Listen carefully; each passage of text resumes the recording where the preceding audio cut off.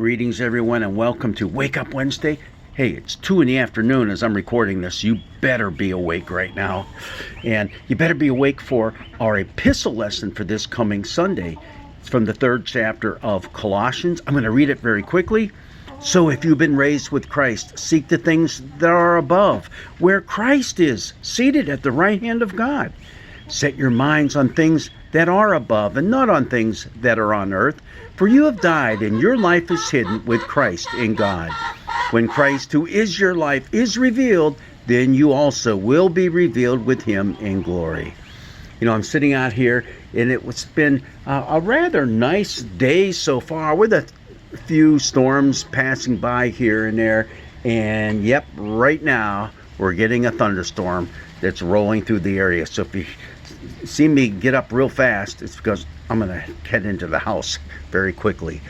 But this passage is fascinating in that it comes in the midst of the Apostle Paul or his disciple, whoever wrote it, going through some heavy theological stuff and now getting practical with it. What do you do with your faith? How does your faith, especially your faith in the resurrection of Jesus, how does that guide you through the rest of your life? Well, he says, Paul is a realist. He knows that we are people who fall flat on our faces. And he's talking to a congregation in Colossae that has done exactly that. They're struggling.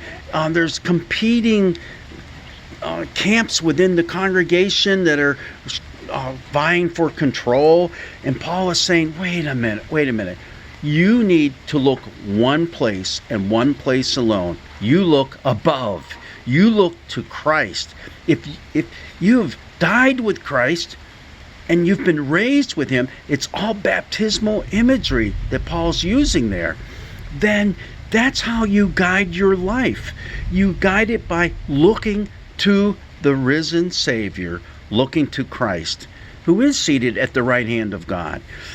All right, so it's very, very appropriate for this Sunday. Now, I have a professor that was one of my seminary professors, Walt Taylor, who wrote a commentary on this, and I thought what he had to say was pretty cool, and it makes sense. He talks about being in the midst of a thunderstorm, and we're getting that right now. You may hear a clap of thunder any time during this recording. And all of a sudden the power goes out. And in today's day and age, he says, it takes me like 15-20 minutes to go around the house and reset everything once power is restored. So you reset the clocks, do this, do that, and let the routers and all that come back up to speed. It takes time for that to happen. Well, that's what Paul basically is saying. We are in the constant sense, because the verb tenses that he's using in this are in the present tense, meaning it's something you do again and again and again. You do it now, you're going to do it tomorrow, you're going to do it the day after. You reset your bearings on Christ. So do that, and as you do that, you're going to realize that that's what life is all about. That we have a God above, a God who, it's like he's speaking to me right now. I don't know if you can hear that thunder or not, but we have a God who will guide us through all the difficult times in our lives, even all those differences that we have amongst ourselves in church. We have a God who loves us, cares for us. And as another commentator said, it's like looking up for that star of Bethlehem, letting that star who guides us to the Christ lead us back to him, so that our lives will be molded by what? His mind. If you've been raised with Christ, seek the things that are above. Set your minds on those things that are above.